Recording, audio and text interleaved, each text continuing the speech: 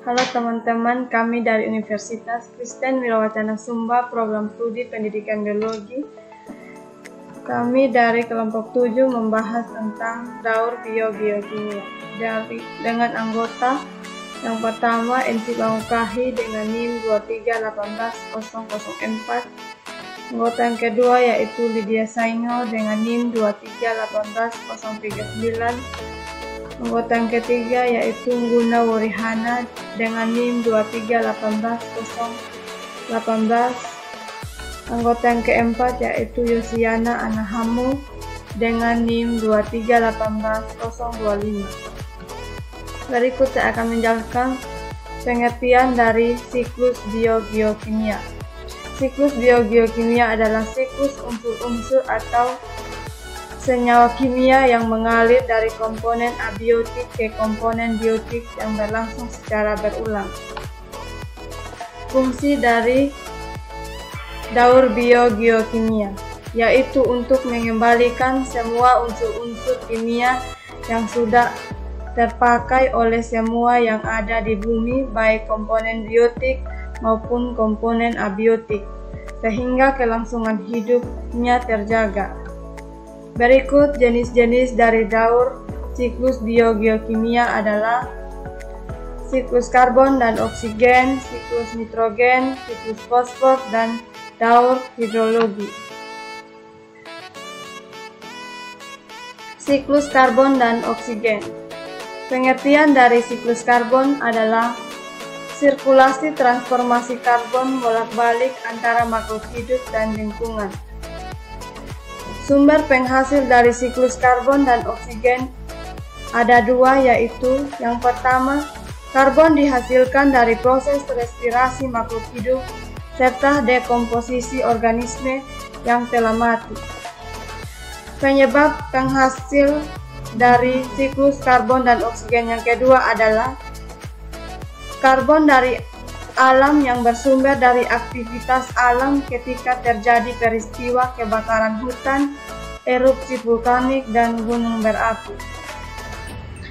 Penyebab dari siklus karbon dan oksigen ada tiga, yaitu proses fotosintesis, proses respirasi, yang ketiga adalah proses dekomposisi makhluk hidup yang mati.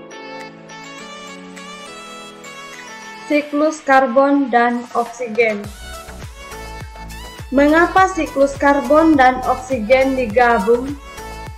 Karena karbon dan oksigen saling berhubungan.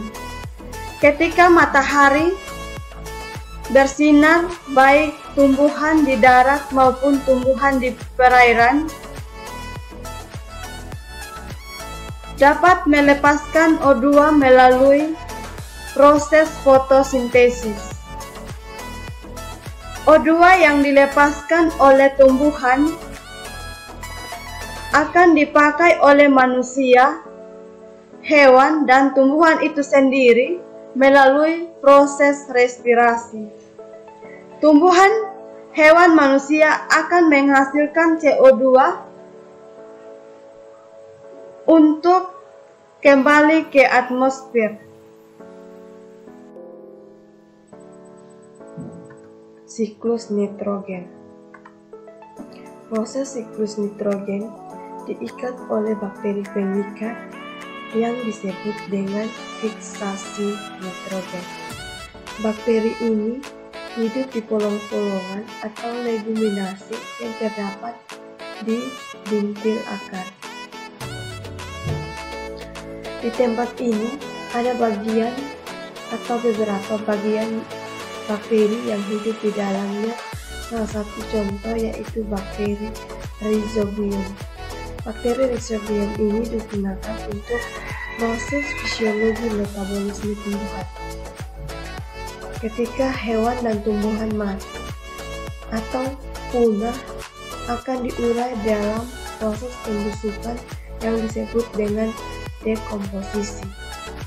Selanjutnya, amonifikasi. Amonifikasi digunakan untuk proses pembentukan amonium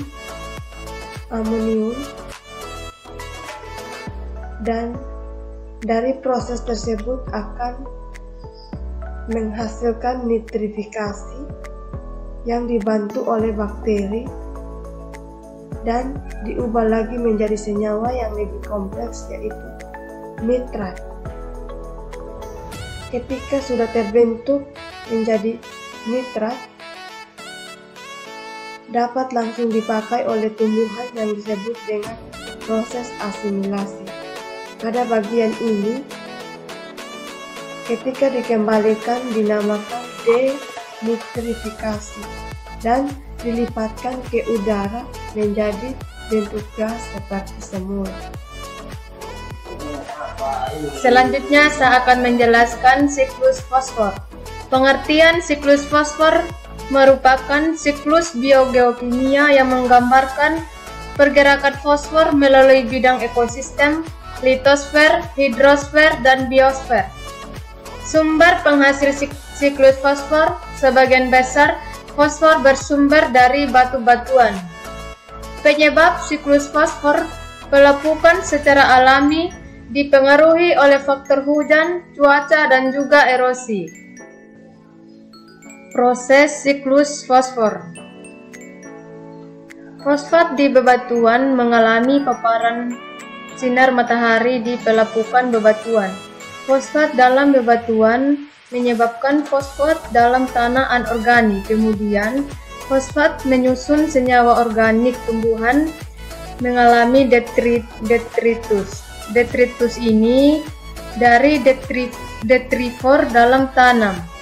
Jadi, menguraikan fosfat dikonsumsi oleh tumbuhan. Selanjutnya, hewan dan tumbuhan akan mati ketika mengalami detritus, lalu diuraikan ke fosfat dalam tanah anorganik. Akan larut dalam fosfat larutan dalam air.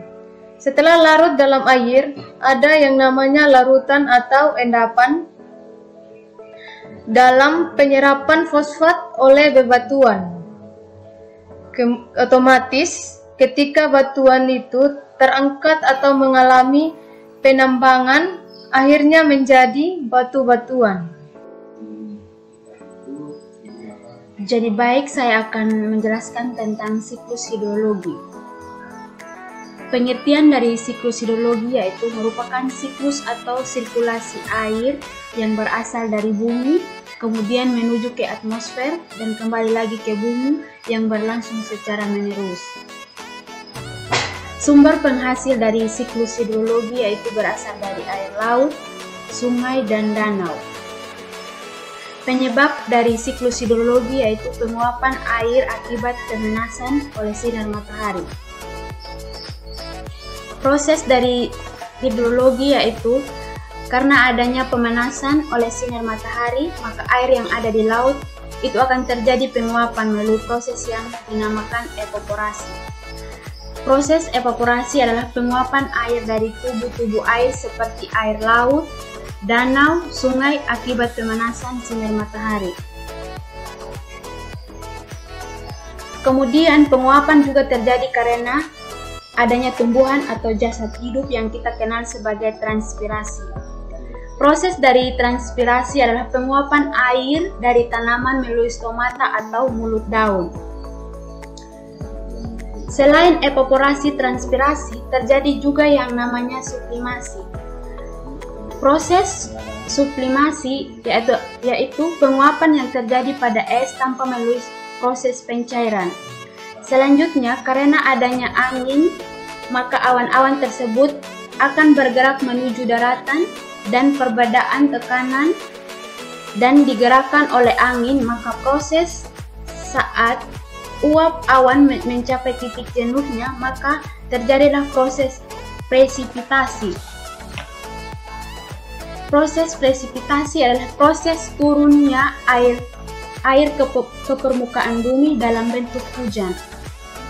Akibat dari presipitasi atau hujan tadi, maka kemudian air yang jatuh di bumi adalah infiltrasi. Infiltrasi adalah proses peresapan air ke dalam tanah melalui pori-pori tanah.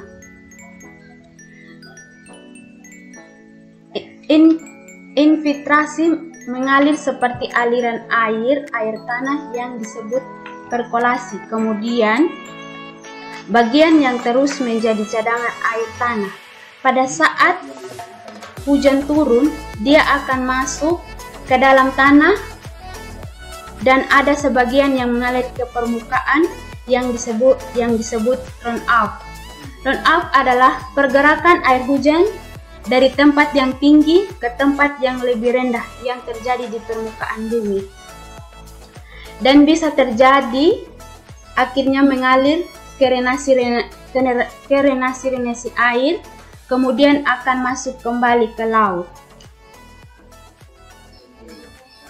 Demikian penjelasan dari kami kelompok 7 tentang daur biokimia. Sekian dan terima kasih.